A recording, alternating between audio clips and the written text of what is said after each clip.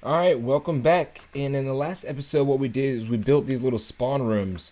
So you got the blue spawn room, and I put a door on here. So all you have to do is search in the content browser for doors, and you'll find everything that you need to, make a door there. And so I got the blue one on that side, and I've got the red one on this side. So what we need to do now is with these doors, we need to put locks and triggers.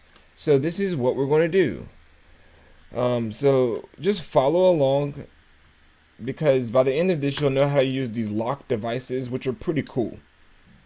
So first thing you want to do is go to your content browser, and while your Fortnite folder is selected, look up lock device and take it and drag it and put it onto the door. So it doesn't have to be on the door, but on the wall piece that has the door in it. All right. That's the first thing that we need. And now we need to search in the same place trigger and grab this trigger right here. It's the black one. And we're going to need 3 of them, real talk. But we'll just put this one in front of the door for now. So we want one in front of the door and one behind the door. So rotate that, pop, and put it right there in front of the door. Alright, but before we duplicate this and put it behind the door, first, actually, I'm going to put it deeper in the ground. And second, I don't want it visible in the game, so I'm going to uncheck that. Then activating team here, I want it to be only team 1, which I think our team 1 is the blue team, because that's the one we did first. So that's right there. Other thing that you need to do is come down here in the advanced section and say triggered by vehicles, turn that off, and I turn triggered by water off as well, because I don't want water to affect it, even though there's no water in this game. So the next thing that you need to do is let's duplicate that to the other side, and we're going to turn this one around. And now we need to remember the name of these things. So this is going to be trigger 1, but let's call it something else. So right click up here, and you should be able to I guess you can't rename their assets. So you just got to remember the names of these, okay? Because we're going to need a third one too. So this one has the same settings, and then the third one has slightly different settings. So drag off another one, and we're going to put this one inside the room, just close to the door over here. And for the third one, we want to click off in triggered by a player, because that's going to be triggered by something else. Alright, so now that you have all 3 of those triggers there, we need to set up the lock device so that this door becomes locked or unlocked. So click on your lock device, and on the right hand side, you don't want this visible during the game. And you can actually have these pads visible, actually. Sorry. So let's have the pads visible and the lock device not visible. So take all your triggers and make them visible again. But the lock device, we don't want this to be visible. So what you want to do down here is down in the user options functions, there's some functions like unlock, lock, open, close. Let's do the open one. And what we'll do is press the plus sign, and then you're going to find your trigger 1. And for that, you're going to say on triggered. And we're going to also add another one to open, and we'll say trigger 2. And also choose on triggered. So close down open. Now let's press the plus sign on close. And on this one, we're going to find trigger 3.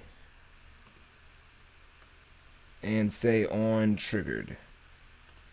Okay, so for trigger 3 here, let's turn this one and let's still work on this one. So we don't want the third trigger to be visible, but we also want to set some settings for it. So there's a delay here. Let's put a trigger delay on it, like 1. And trigger.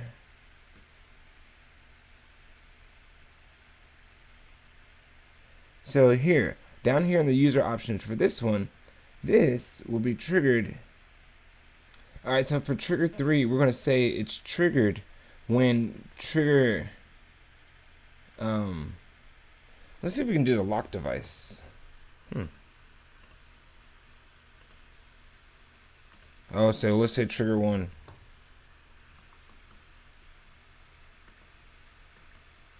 Okay, so trigger 3, when trigger 1 is triggered, trigger 3 will go off. So trigger 2 as well.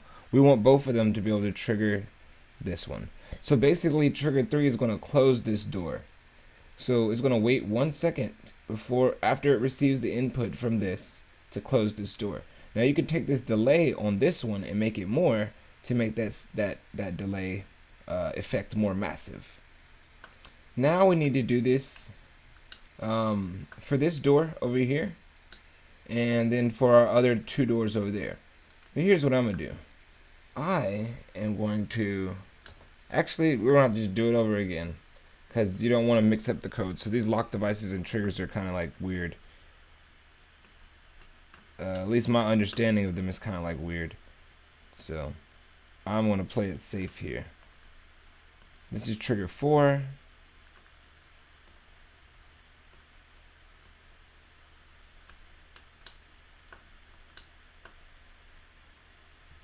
Trigger 5.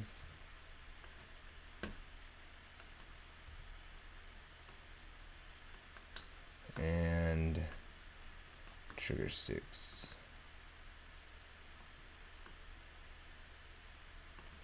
Alright, trigger 6. We don't want visible in the game. We need that lock device.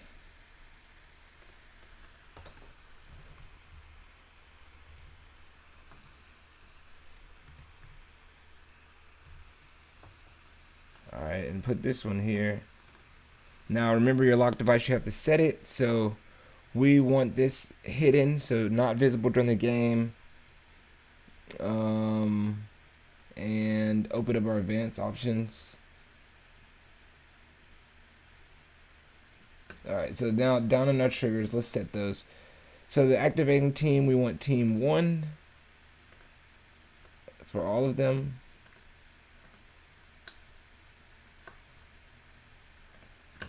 Okay. Then visible in the game for only those 2 right here. And then take off vehicles and water on all of them.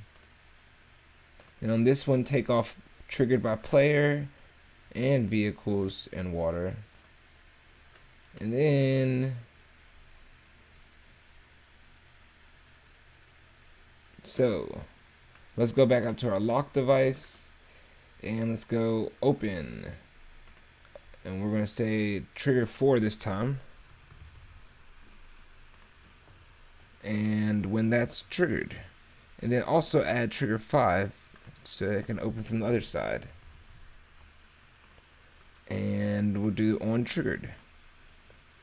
And now in the close part, we need to press plus and say trigger 6.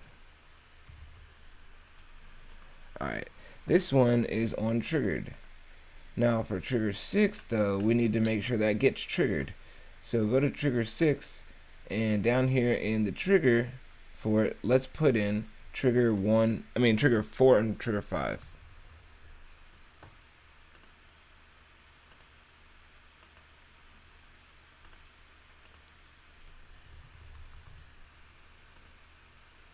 Okay.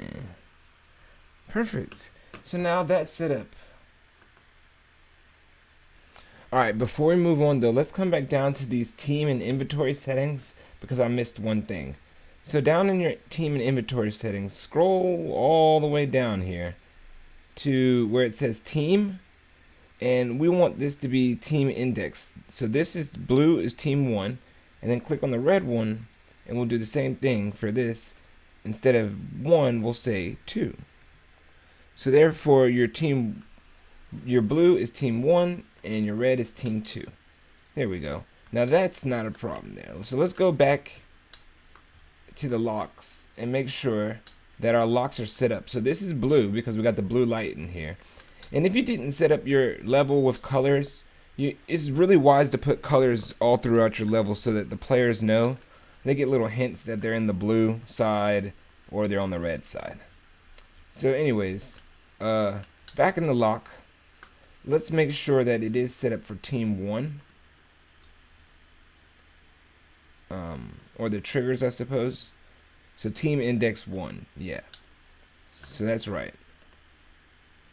Let's file, save all. Now let's make sure these are set up correctly as well. Open on 4 and 5. Yeah, everything looks good. Close on 6. 6 is not visible, blah, blah, blah. Triggered when 4 and 5 are triggered.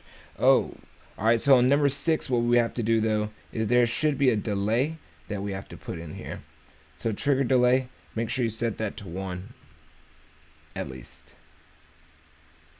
Cool. Cool. Now we can file and save all and move on to the next part of the game, which the next part is we're going to have to place the player spawns. Or actually, you know, we can put the other 2 locks on the other side. But when we do the other 2, make sure your triggers are set to team index 2 instead of team index 1. But let's go ahead and put the player spawners in here, and then we'll set the options for that as well before we move on to the other side. And then we can do everything on the other side. The device that we're going to need for the player spawn pads are called player spawn pad devices. So right here in the Fortnite folder, let's look for player spawn pad. There we go. Player spawner right here. Now, before we get started real quick though with this, let's talk about why these doors are open. Like, you might be like, well, we didn't set any code. Well, they got some code set up to, if you're using a piece that has a door on it and you put that lock on that piece, which we've done, then that lock is now talking to that piece of like static mesh basically, and it's going to open that door based upon the user functions that we just set up. So that's pretty cool. So let's go ahead and put these player spawners here. Now, before we duplicate, we need 12 player spawners, so 6 and 6 in this room. But before we duplicate this, let's set some settings for it. Right here, player team, we need the team index to be team 1. So then you're going to see him turn blue. You see? So that's perfect there. Visible in game, no. Advanced. Oh, turn off use as island start. There we go. There you go. Now we can just duplicate this 12 times. Or 11 more times now. So 1 right there. Oops. 1 right there.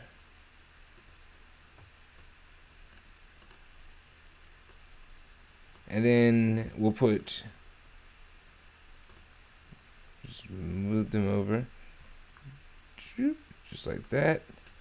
And then we need the same number of them. Like, we need another. There we go. There. Now the whole blue squad is going to spawn up in this room.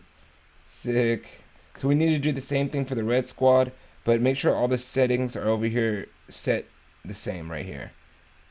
Priority group, we need to have that clicked on and pressed as 1. That means if it's, they'll spawn at the next available one basically. So yeah, make sure that's clicked on for all of them. I'm sorry about that, y'all. And so, like I said, the next thing that you need to do is go ahead and set up the spawns for the red team. And then after that, we're going to set up the classes. So once they do spawn in the game, they'll be able to pick their class, and then these doors will unlock according to the triggers. So that's what I'm going to cover this time. Thanks for joining me in this one. Hope y'all learned something, and we're almost done building this game. So hopefully when we finish, I'll have somebody to play with. Like, I can make this live, and we could play together. So I'll holla at y'all in the next one. Peace.